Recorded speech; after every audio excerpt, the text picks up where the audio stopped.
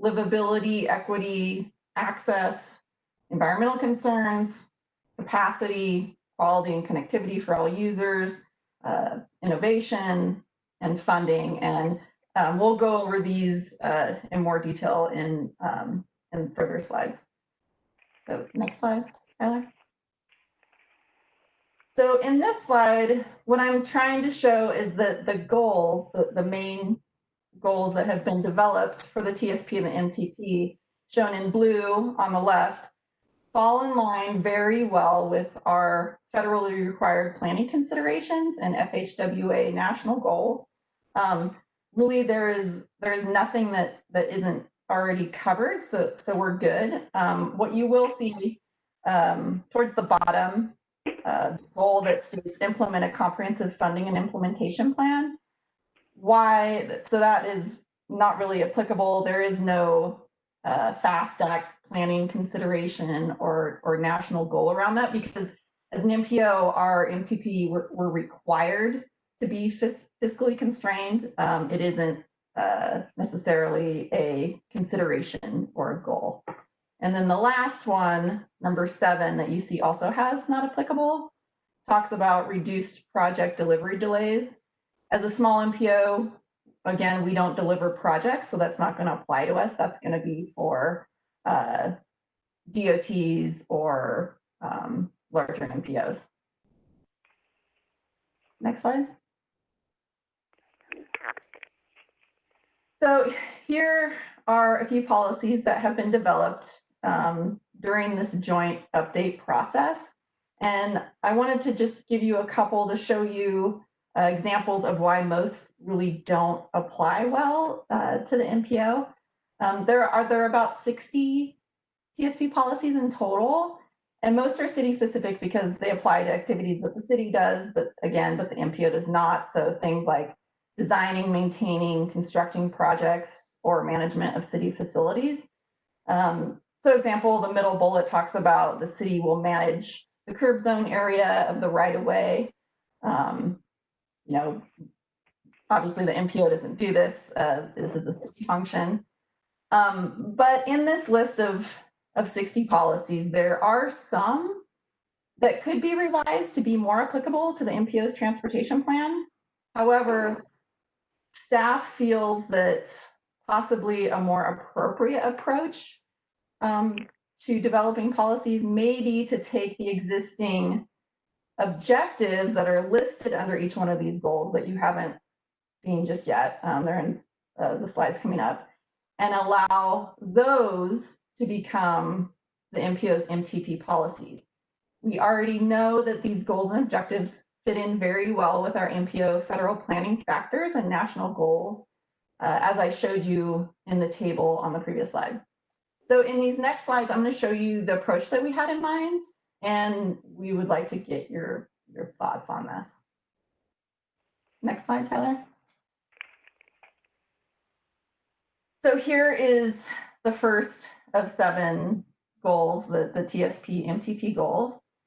So as it reads now, the main goal is increase system capacity, quality, and connectivity for all users. And then within that are sub goals or objectives, if you want to call them that, for a number of items. So increase route choices and connections for all users, use technology to enhance system performance, increase the number of people who walk and ride a bike, provide reliable travel times, minimize congestion, reduce vehicle operating and maintenance costs due to poor pavement conditions, and emphasize asset management. So what we would propose then is, click, Tyler. So the main goal would remain as both the TSP and MTP goal of increasing system capacity, quality, and connectivity for all users. But the sub goals or the objectives would become MTP policies. So click again, Tyler.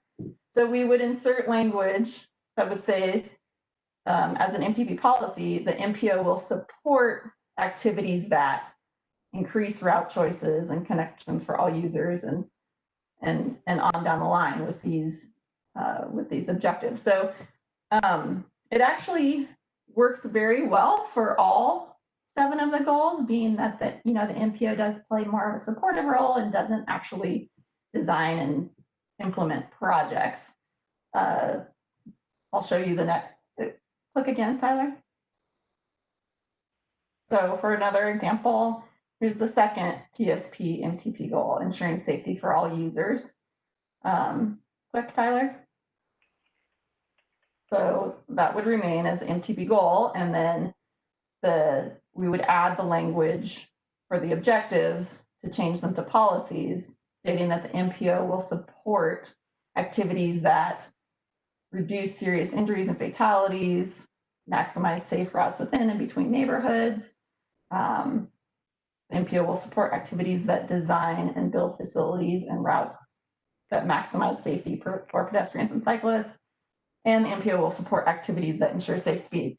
So we can go through each of these, applying this change so that the objectives would then become MTP policies. But I'm wondering, are there any initial thoughts on this from the TAC? Hi, everyone. This is Henry. Andrea, just a general question, because I'm not intimately familiar with all the activities of the MPO, but I'm wondering that are there specific functions of the MPO that would, or specific functions that are being lost by simply emulating the objectives from the city's transportation system plan? Does that make sense? Well, not unless Tyler has something to add to that. Not necessarily, because these goals and objectives were, and maybe Karen can speak to some of this too, were developed with some of the federal directives for MPOs. So, like in that table that I showed you with the FAST Act planning considerations that MPOs should be following and our national goals, what's been developed really does hit on all of these, and I specifically couldn't find anything that was necessarily missing or lost in that. And I don't know, Tyler or Karen, if you have any more to add to that. I would just, I guess, Henry, is there, I'm sure you don't have an example, but is there anything that comes to mind that you think we might be losing kind of through this by taking this approach? No, and as I said, I'm not super familiar with all the work that the MPO does. I was just thinking that if there's any other specific function that the MPO does, do we need additional goals or policies, or is it sufficient to essentially emulate what's in the TSP? But I understand from Andrea's explanation that these were developed in concert between the city and the MPO, so there's not a lot that's not being captured in them. And I would say that the goals are super high level.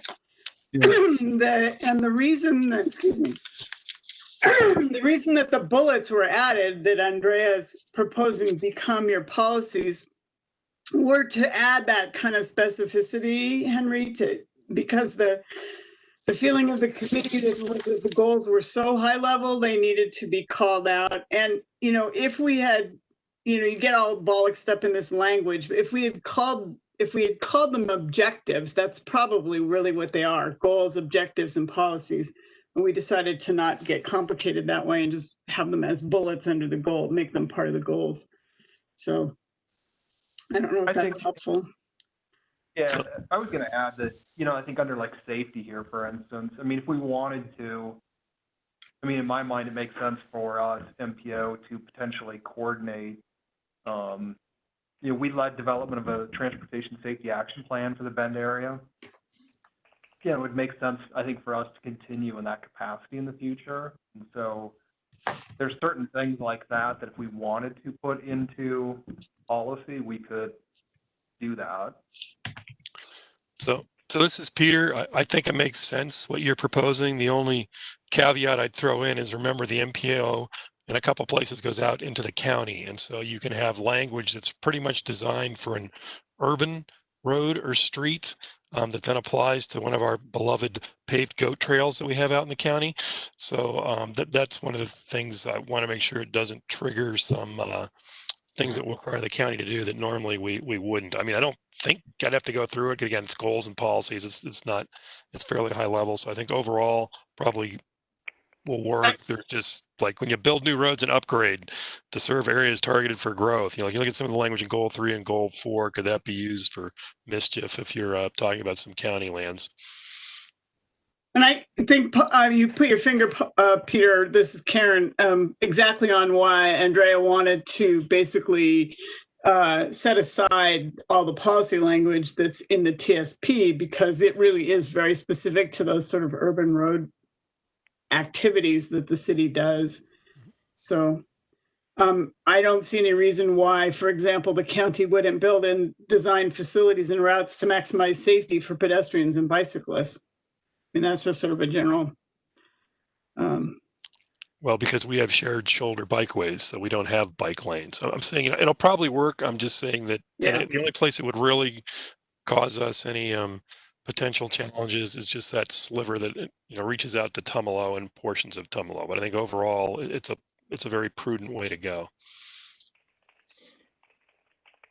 Okay. Do you want to look at let's probably a good way to do that. We can go through each one and see if there are specific instances that we might want to take a second look. So Tyler, do you want to move on to the next one? So goal 3, facilitate housing supply, job creation, economic development to meet demand and growth. Click again. And then again. Peter, is this, when you're talking about the MPO will support activities that build new roads and upgrade existing roads to serve areas targeted for growth and job creation? Yeah, I mean, normally we just upgrade existing roads. The build new roads, again, because we're the county, you could run into some place for a goal exception. I'm just trying to think of worst case scenario. And it doesn't say it just says the MPO will support activities. So it doesn't say, the MPO shall. So, we're probably okay. I just want to point out that because there's that little bit of county land that's in the MPO, it could have some unintended consequences. But I think I don't want to start wordsmithing everything. I will just keep the language and see what happens. Yeah, and that's why I wanted to kind of steer away from looking at editing the 60 policies that have been developed and instead take a higher, a higher level with the policies here of them being the sub goals and turning those into MTP policies. So, and then the MPO will support activities that provide access and connectivity. And improve connectivity for route choices for commercial users. Move to the next one, Tyler. Goal 4, protecting livability and ensure equity and access. Click. And then again, inserting the language, the MPO will support activities that incorporate the complete streets approach. For all new road projects and road reconstruction. The MPO will support activities that increase safe routes to schools, ensure that all income levels and abilities have access to the transportation option that best meets their needs. MPO will support activities that encourage the use of roads for their stated classification, and also keep through freight traffic on ODOT facilities. Any thoughts on this one? So I can just tell you in Tumalo, there were portions of the community that were just, and this shocked me being a new planner to the area 25 years ago, that were just, no, we don't want sidewalks. That's urban. We want to remain rural. I'm like, oh, okay. You don't like sidewalks. That was a new one on me. So again, that's one that complete streets typically includes sidewalks. Road reconstruction, suddenly we're going to have sidewalks where portions of the Tumalo community plan specifically say there aren't going to be sidewalks there. So again, I think we'll just work through it as it comes up on a case-by-case basis. So we'll just see what happens. Okay, all right, that sounds good. Thanks for that. Next one, Tyler. Hey, well, one second, Andrea. Oh, sorry. Yeah, that's all right. The last one, keep through freight traffic on ODOT facilities. Yes. Unless there's like a bridge that's weight limited, there is really no mechanism to do that. Freight can go where freight wants to go. Now, given through freight traffic is likely going to be on the state highway system. because we keep expanding Bend, and I'm working on this North Interchange project.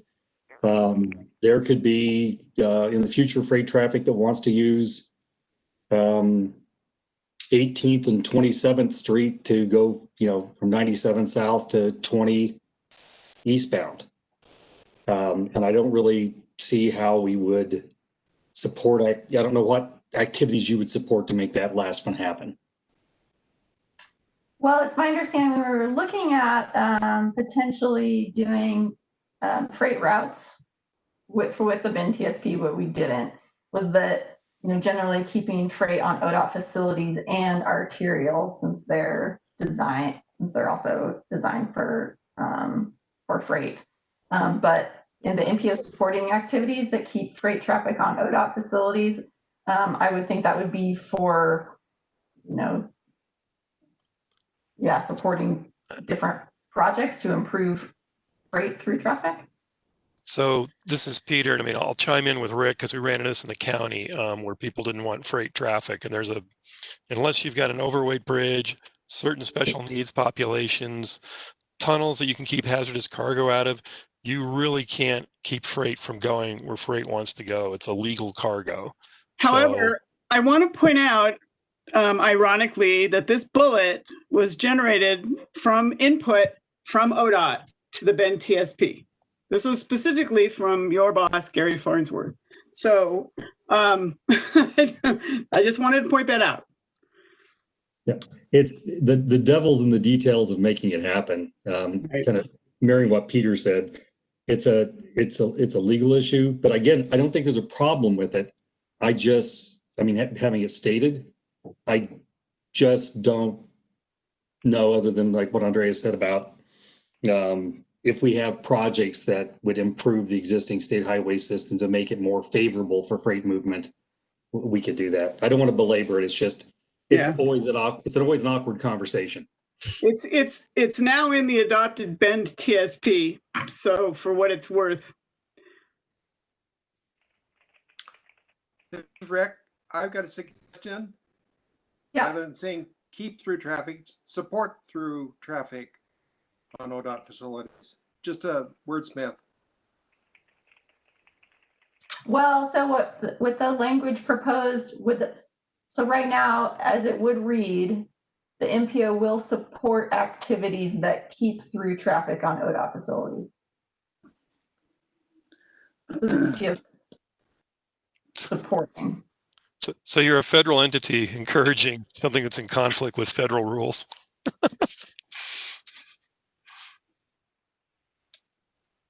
What?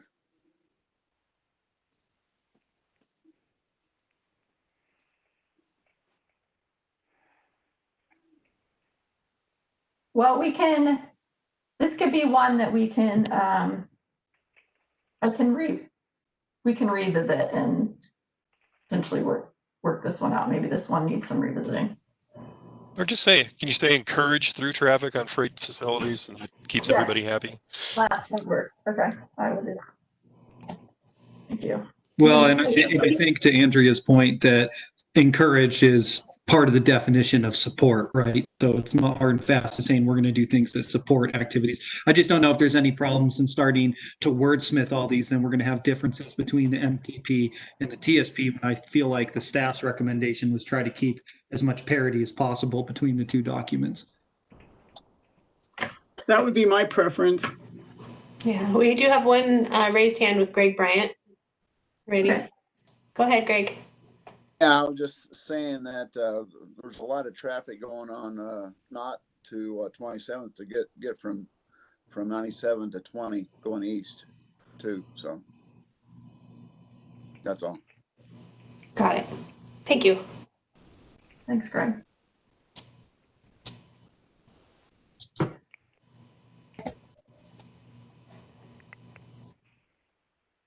Okay, I think, we can either, MPO will support activities that encourage through traffic, and that should be fine, or the MPO will support activities that keep through traffic.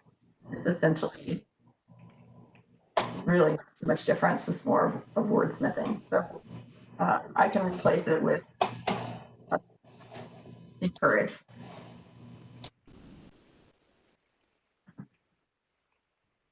Okay, next slide, Tyler. So just 2 more here. So again, essentially doing the same thing. So click again, Tyler. So keeping steward the environment as an MTP goal and TSP goal, and then adding language, the MPO will support activities that minimize the impacts of transportation system on natural features, minimize the impacts of system on air and water quality and noise. And the MPO will support activities that reduce carbon emissions from transportation. Any comments on adding this language to this goal?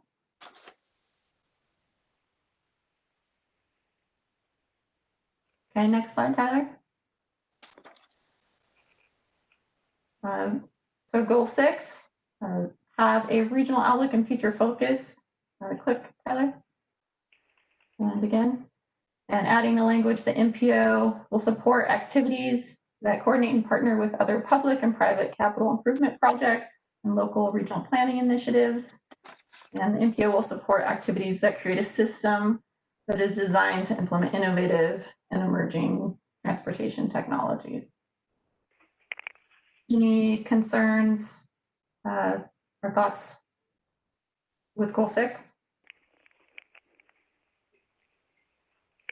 Okay, next one, Tyler.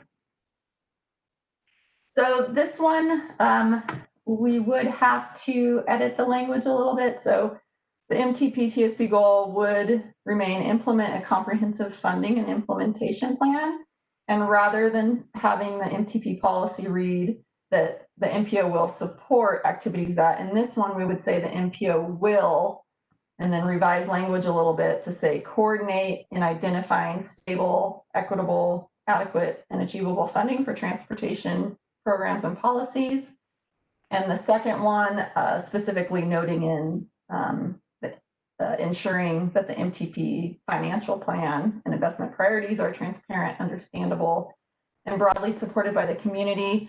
And then the third bullet, saying that the MPO will, taking out the first section because that really just applies to the city, talking about producing a funding plan that includes contributions from residents, visitors, and businesses, and instead replacing that with the MPO will maximize the ability to leverage alternative or multiple funding sources for transportation system improvements, and then keeping the remaining language that mentions that deliver benefits to all users and geographies equitably and in a timely manner.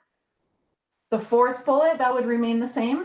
The MPO will include performance measures and benchmarks and a formal process to periodically assess progress to date and or adjust or update the plan as needed. And we do currently have performance measures in our plan. And the last one would be deleted because we, as an MPO, achieving financial stability, we don't generate income. The city does generate funds and spend funds. So the MPO wouldn't be achieving financial stability. The city and the county would, and we would be achieving fiscal constraint with our plan. Any thoughts or concerns on goal setting? This is the last one.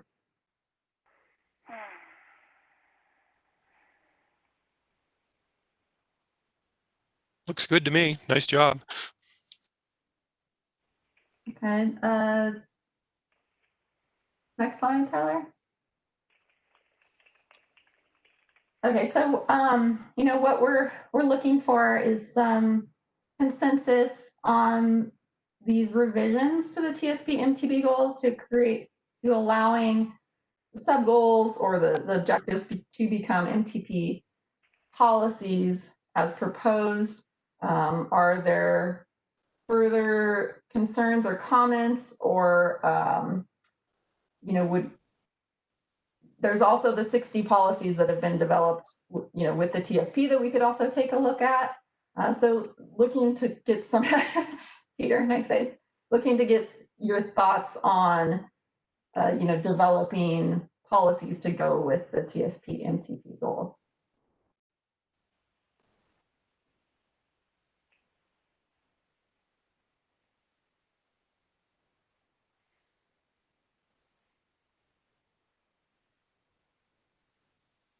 I think if you make the suggestions that we all had, I'm fine with moving it forward to the policy board. Okay. And that would be the language of encouraging freight traffic rather than keeping, the word encourage rather than keep, correct? Yes, Correct. that works. Okay.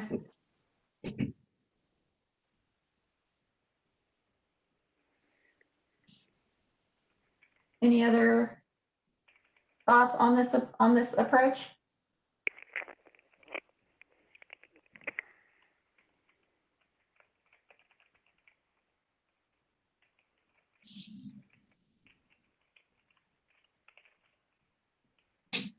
Would TAC members generally agree that this is something that we should bring to the policy board for their consideration approval with the one edit? Are you asking to entertain a motion? Sure. I can read the slide. I move to recommend approval of the golden policies as presented to the policy board. I'll second.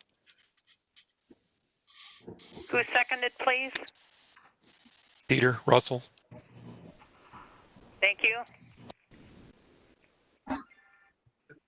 Are there any further comments or discussion? If not, all in favor? Aye. Aye. Aye. Aye. Any opposed?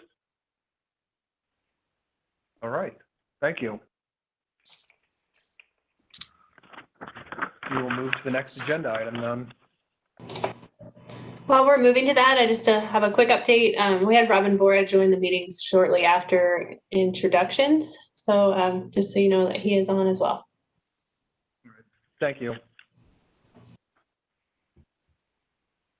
So our next item number 5, is an update and just an announcement about the STBG project solicitation process. And again, this is going to be Andrea Napoli walking through this. I'll turn it over to you, Andrea. Okay, thanks, Tyler. So I'm happy to let you all know that the work that TAC had put in the spring and early summer to create a surface transportation block grant application process, or what we're calling STBG application process, has moved successfully through the policy board. And as of yesterday, the MPO has begun soliciting for project applications to begin its first competitive process of awarding multiple years of STBG dollars. I realize that some of you are familiar with the elements of the application because you played a significant part in its development. But now that the process has been finalized, I'd like to give you a general overview of the application instructions and the application document, with the hope that we might see some applications come in from some of your agencies or organizations. Go ahead, Taylor. So the application instructions document is available on the Bend MPO website under plans and programs, and then there's a specific STBG funds program webpage. We are in the process of getting a friendly URL, so you'll be able to find it more easily. The document, it's only a few pages. I really did try to keep it straightforward, to the point, with only the information that you really need. But since this is the first time around, I would say that you would definitely want to review it before starting the application. But as an overview, you will find information on funding amounts available by year. It generally is approximately 180,000 to 230, I believe, or 330. Yeah. Project eligibility. So what types of projects are eligible? You know, again, this is very flexible. Funding source can be used for a number of different projects: roadway, some transit, signal technology projects, bike ped, trails, safety projects, planning projects, travel options programs like Safe Routes to Schools, and also information on eligible project sponsors. Additionally, in there is information on using ODOT's Fund Exchange. exchanging the federal dollars for state dollars, which I would imagine most applicants would want to do. So there's information on that in there. Additionally, the schedule and process is outlined, and I'll go over that in the next slide. Project requirements are in there, so things like match, annual reporting that the policy board would like to see, essentially like a status annually for each project that gets funded. The project scoring criteria, which the TAC had developed, so I believe you're already somewhat familiar with that. And then the last page is step-by-step instructions to actually fill in applications. Next slide, Tyler. So here is our schedule as of today. So yesterday, we started the solicitation process. On October 30th, the application period will close. And that's when Ben's MPO staff will begin evaluating applications. So essentially making sure projects that are submitted are eligible for STBG dollars. And then also starting the evaluation, comparing the using the scoring criteria. On the TAC meeting on November 4th, that is when applicants will have the opportunity to present their projects to the TAC if they would like. And then the following TAC meeting on December 2nd, the TAC will review all applications, evaluate projects, and make a funding recommendation to the policy board. That following policy board meeting, the policy board will receive the funding recommendation, have a chance to review the applications, and additionally applicants can present their projects to the policy board, and the policy board would then make their decision on awarding funds. Early next year, we would then need to amend our current 2021-2024 MTIP, the Metropolitan Transportation Improvement Program, to add in those funded projects. This is just because right now the timing is a little funky. So normally in future years with future application processes, it will align with our MTIP development, but this time around we have to amend it. Next slide. So the application document, of course, there's you'll need to include project description. There is an attachment button where you can attach maps, photos, graphics. You'll need to include a cost estimate, how much funding you requested, by what year. Additionally, you'll want to make sure that your project is eligible for STBG dollars. There is a link on there to do that. And we'd also like to know if the project is in an existing plan, if it's been identified. This is just for information purposes. And then each criteria section. So you would include information of how your project supports the given criteria. And we do have a section for other if there is something that isn't included in the developed criteria. Next slide. If you need assistance, this is the first time around. I'm expecting that there will be some questions, and I do hope that the fillable PDF works properly. But myself, Hovey, or Tyler certainly help. Any questions on the application solicitation, project solicitation process?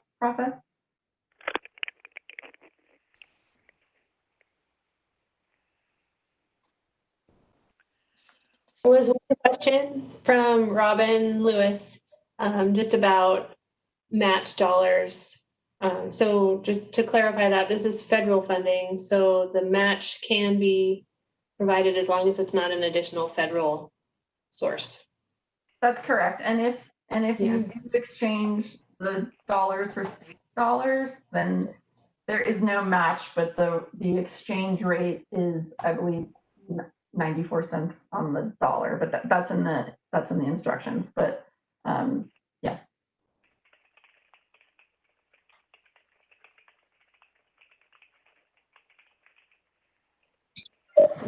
So any project that's on our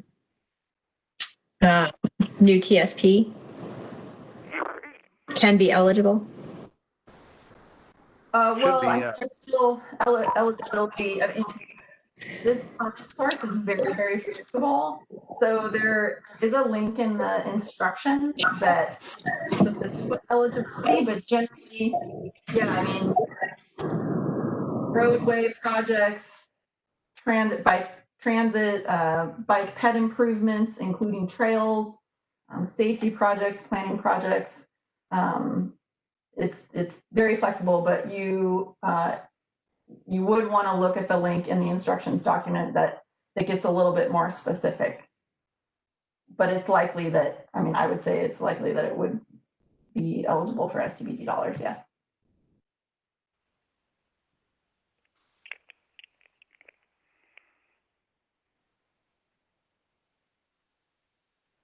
Okay, well, this was simply an information item, so no.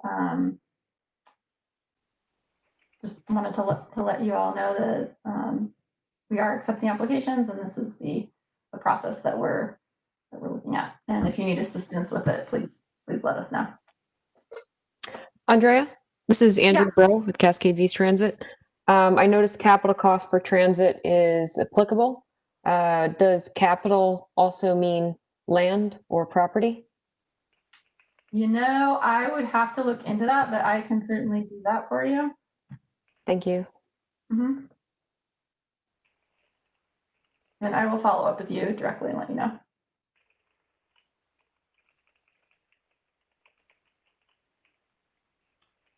All right. Anybody else have any other questions on the STBG funding process?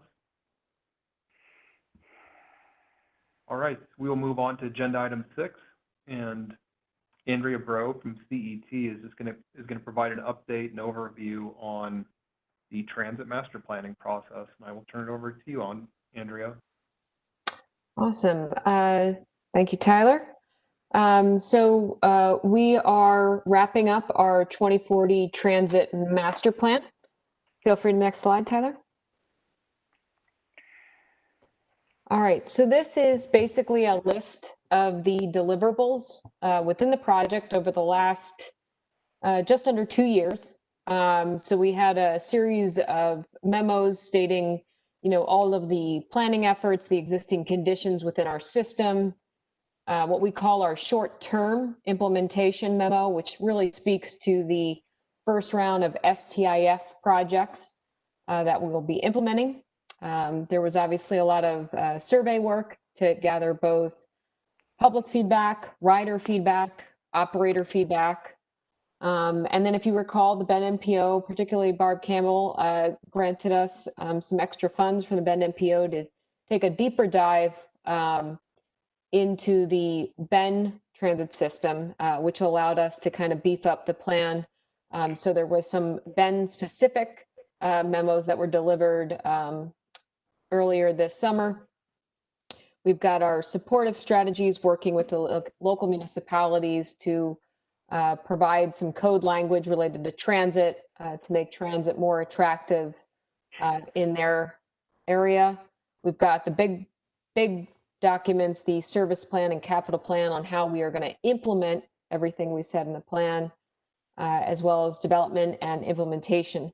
And then the last thing that we did in July was, again, reach out to the local agencies to ensure that the project listings, the transit supportive strategies, and the code language was appropriate for their jurisdiction.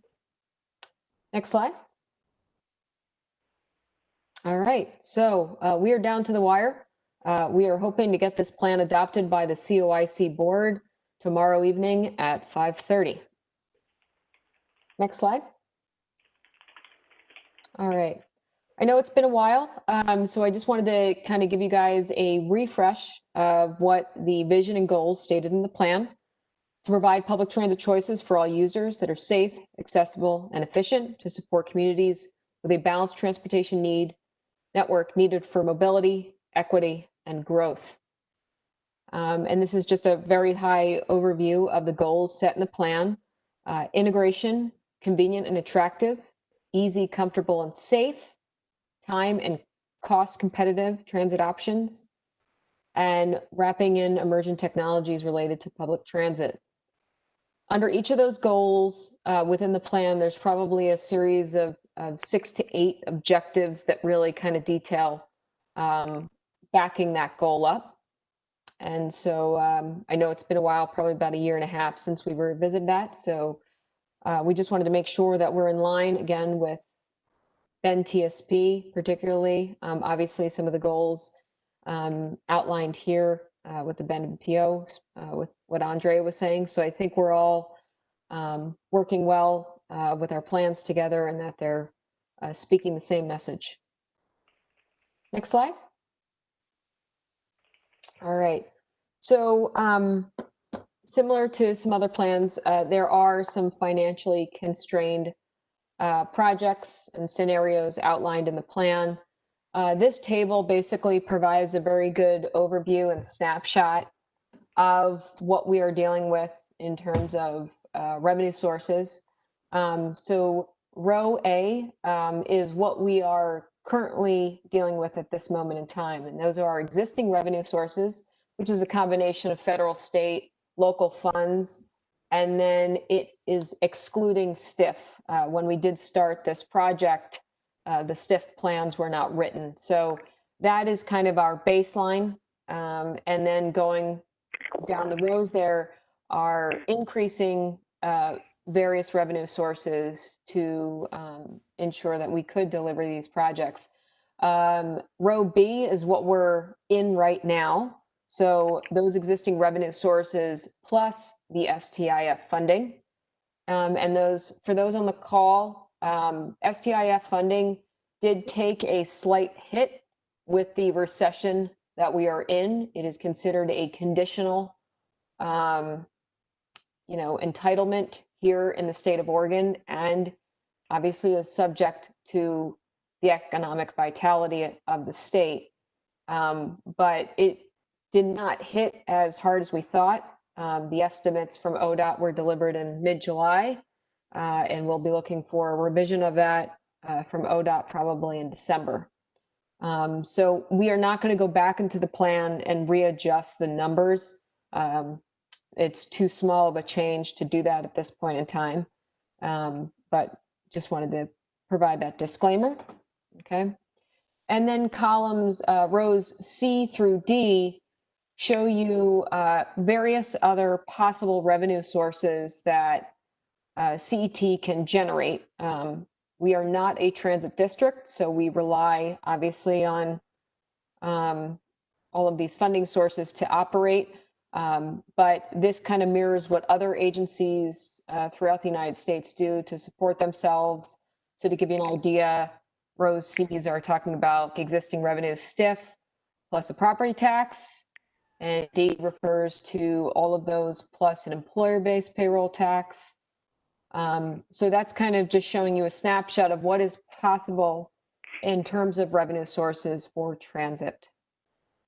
And those are kind of the snapshot years that we carry throughout the plan. Before I move on to the next slide, does anybody have any questions regarding funding? And Hobie, I can't see if anybody raises a hand, so just let me know. Right.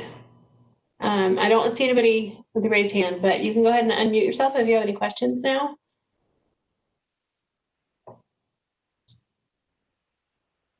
Okay. Next slide, Pat. All right. This is just a kind of an extremely big overview of the public outreach component from November of 2018 up until last month. So our agency did a lot of traveling throughout Central Oregon.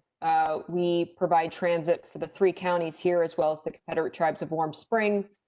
So there was a lot of local engagement in the beginning months. We also have a regional TAC at CET. We've done a series of open houses, met with the cities to go over the development review, and then obviously met with them again to go over some transit supportive strategies. So this is a component in which we traveled throughout 18 and 19 to speak to these folks. We also did obviously the onboard surveys, jumping on the buses, talking to both passengers and drivers. And then probably this past summer, a lot of our regional tax and the local agencies were met via virtual meetings such as this. Next slide. Okay. I know this is a pretty detailed chart and maybe difficult to read, but this is kind of just a overview of the code strategies that were introduced to many of the municipalities within the last few months, and where you're seeing some of the light gray versus darker gray. It depends on the municipality at hand. So depending if it was, Bend's pretty dense in terms of population and employment, but perhaps some of these strategies may not make sense in Madras or in Sisters. So it really depended on kind of the population and the infrastructure they had there. So basically this was allowing the local plans or their vision plan or the comprehensive plan to make sure that they had the language available to transit if they needed it. So this chart is kind of, again, an overview of all of that language that was provided to them, so that, again, consistency in strategy is the same across the region. And we also included kind of a definition of terms related to transit, again, so we're all on the same page, kind of using the same language. So just some examples on what transit supportive code strategies mean. So there's some kind of low-hanging fruit ones that are pretty easy to accomplish, like coordination with a transit provider. So again, when you're coming into the development review process, bringing in your public transit provider so that if there is an opportunity to bring transit to that area or build up the corridor, that could be done. Some of the more aggressive strategies can be something like 6 and 7 on this chart, talking about limiting the auto-oriented and auto-dependent uses or limiting drive-throughs. This is where we start to get more into a discussion and more opinions weighing in. Again, these are just recommendations so that, particularly in transit corridors, that we be mindful of what's being developed there to continue to make transit attractive and not inconvenient for people to take it. Other things talk about, pedestrian orientation, front setbacks, block lengths, access ways through long blocks. Again, making it more convenient for the individual that's on foot or on bike to get to one of our stops. And going with our goals of making it a easy and convenient and safe choice as a mode of travel. So I'll pause there. Does anybody have any questions on the strategies?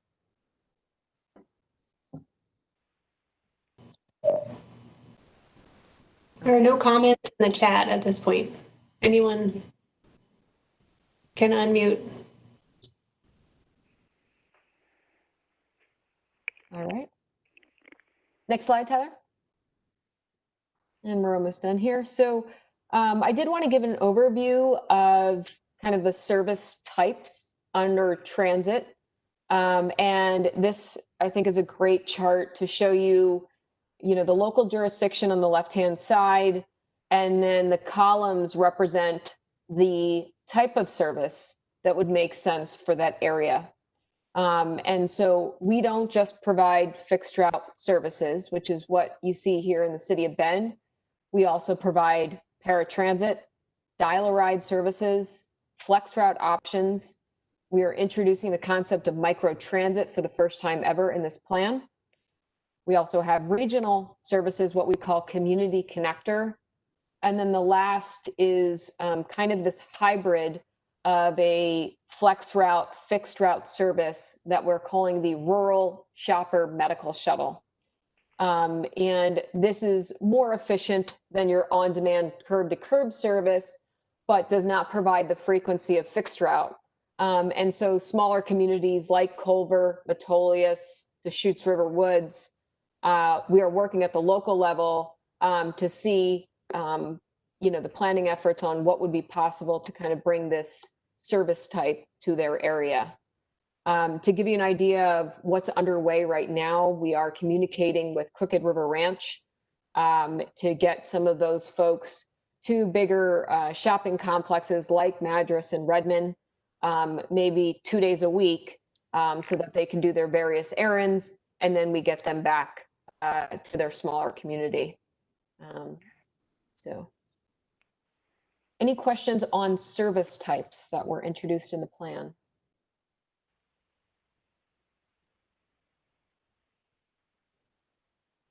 Okay. Next slide, Tyler. Okay.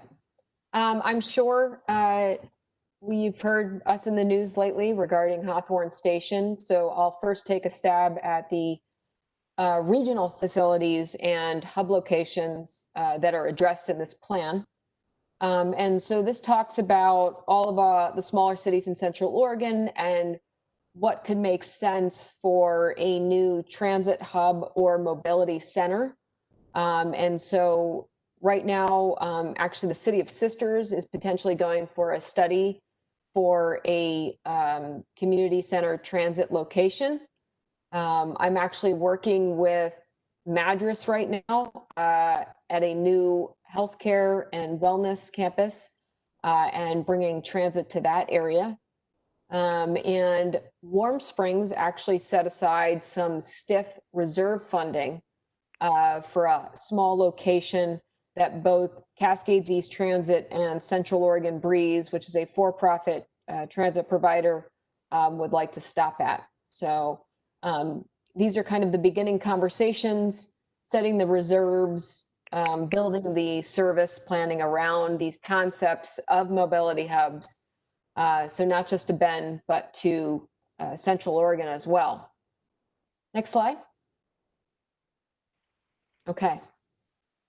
So obviously that was a look at what Central Oregon is doing with hubs here in Bend. Obviously you've heard it through the Bend TSP, the concept of bringing mobility hubs, which will hopefully see an improvement in mode shift towards transit. So there's areas, the 4 quadrants of the city of Bend that we're looking at to bring kind of the inception of mobility hubs to Bend. And so from the planning level, this is your 20-year plan. I will show you on the next slide some of the more immediate efforts we are doing this to address it.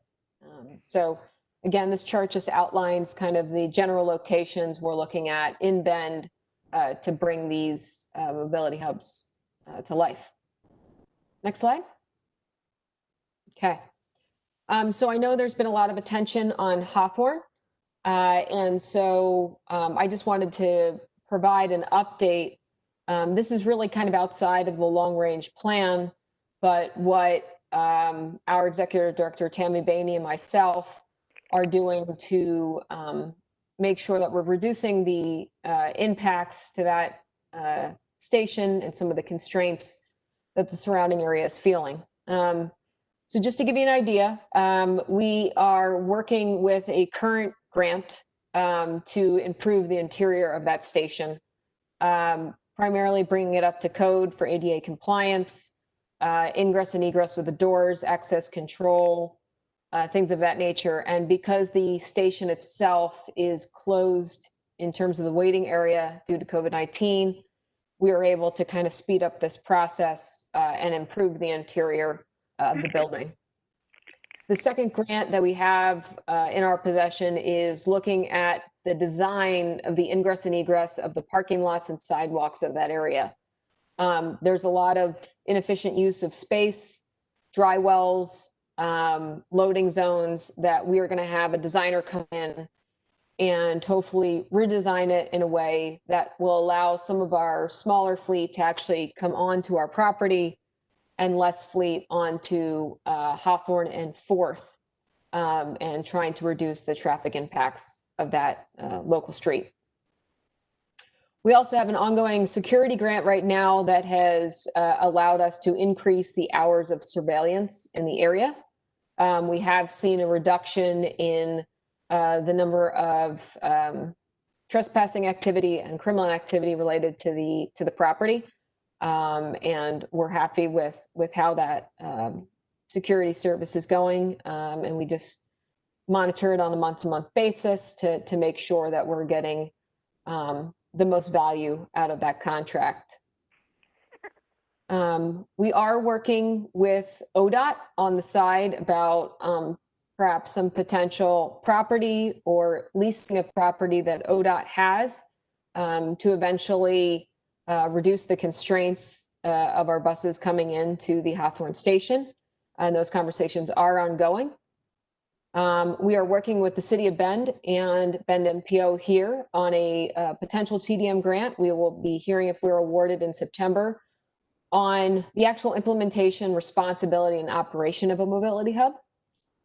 And the last two items is we ourselves are forming a committee once this master plan process is done to evaluate all of the property we have here in Bend and what kind of potential future sites may look like for us, and getting in a lot of the public engagement, both from officials as well as citizens, to ensure that we're doing exactly what the community would like to see of us.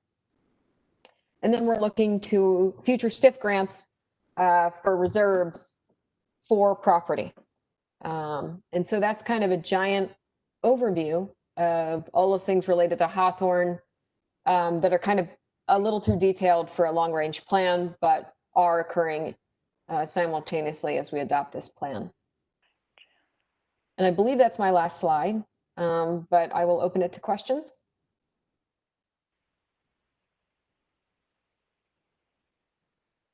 You're making it easy for me.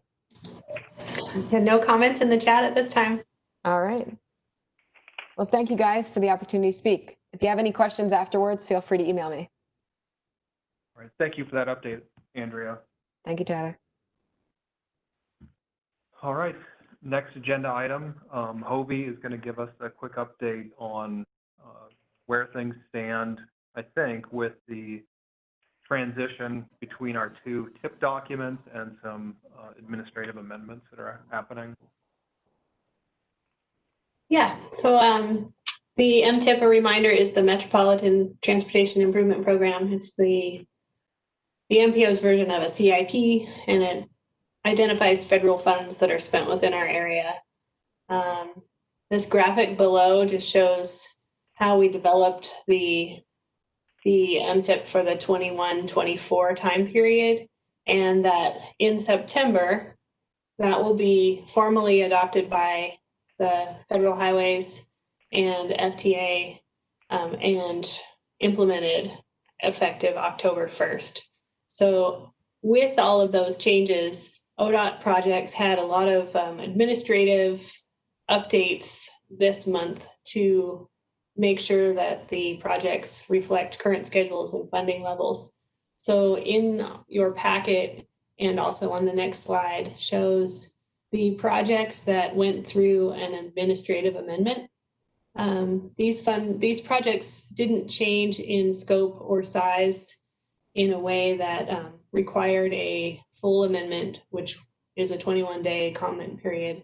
But most of them there were some on the North Corridor section of US 97, US 20 between Empire and Cooley Road, where the projects may have shifted, but they are still in the same scope, but maybe under a different project key number at this point. So you'll see changes to the extent of the US 97 Nels Anderson Romaine Village. You'll see US 97 Cooley midterm improvement projects. All these are interrelated projects that were adjusted to reflect the right project number and funding levels or dates.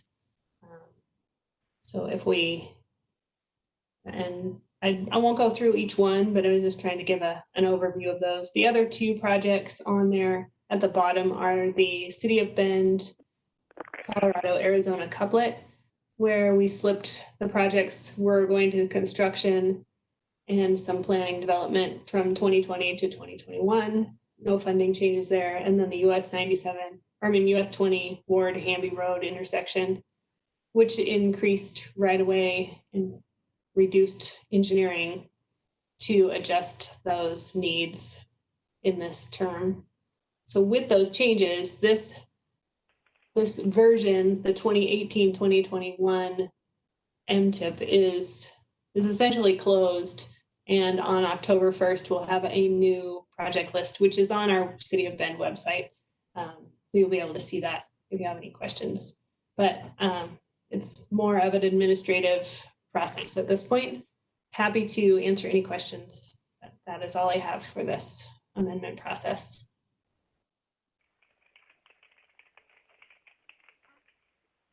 And then I think we are ready to go to the next slide, Tyler, and member roundtable.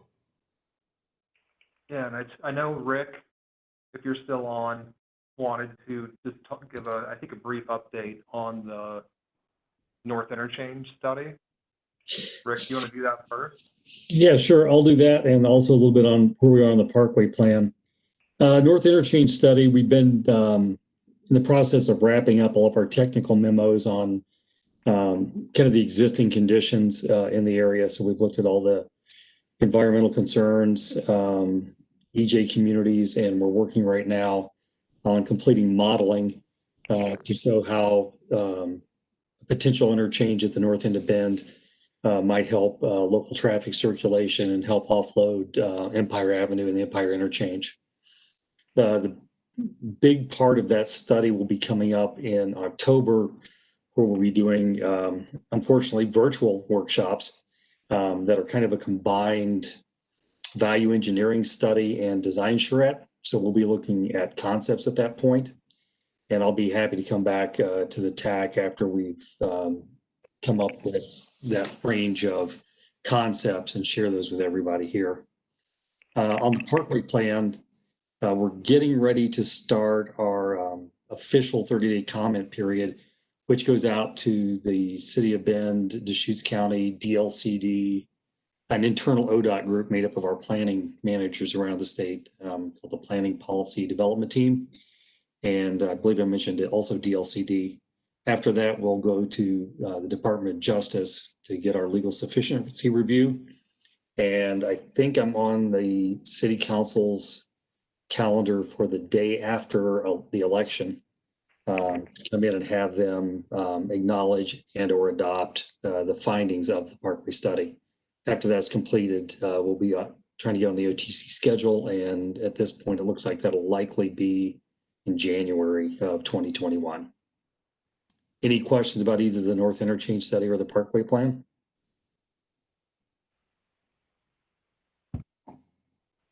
Rick, I have a question, not about either of those, and I know it's not your project, but do you know what the status is in terms of the US 97 Baker Road planning study? When that might be up and going?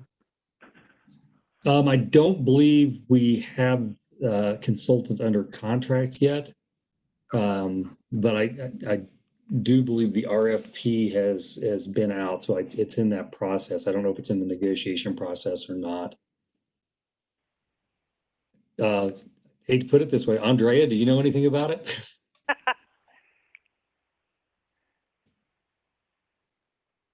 Oh, you're muted, Andrea.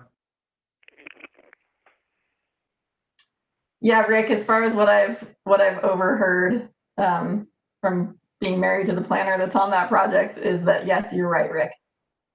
Okay. I just wanted to verify. I thought you might have heard more than I had. That's all I've got. Thank you, Tyler. All right. Does anybody else have anything they want to share? I mean, Henry, do you want to have anything you want to share with the current parks projects? Anyone else? No major updates from us. Just, we're very focused on the Southeast Area Plan and working with the City of Bend on code development and coordinating with several developers that have proposed developments in Southeast Bend. So that's been a big focus of our work recently. Other than that, the only other major update in terms of trails is that we're getting very close to having final designs for our resurfacing project for the Hall Road Trail, and we anticipate that going into construction in 2021. Great. Thank you. Only big news from the county is the board approved our selection of Kittleson as the consultant to update our transportation system plan. So that'll get going in earnest here in a couple of months. We're waiting to hear back from DLCD and our TGM grant application. The one portion that's of interest to the MPO is we applied to update our Tumalo community plan as part of a two-prong effort. All right. Thank you, Peter. Anybody else have anything they'd like to share with the group? We're looking for county employees to wear T-shirts that say "Save the Lafayette Access" and lie down in front of the ODOT bulldozers in opposition to the Parkway plan. All Tom, right. can you hear me? It's Joe. Oh, yeah. Tom, Joe? it's Joe Viola, COCC. Just to update that we expect about 30% of the online or in-person classes today, this fall term. So the transportation needs will be very limited up here for the fall term. All right. All right, we'll move on. Do we have, next agenda item is this public comment again. Do we have, Dave or Greg, do you want to share anything, or Liza?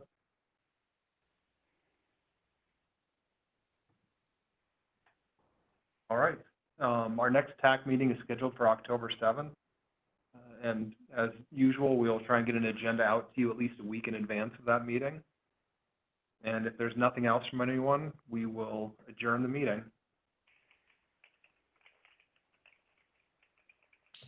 Thanks, everybody. Appreciate it. Thank you, everyone. Yeah, thank you very much. Have a great day.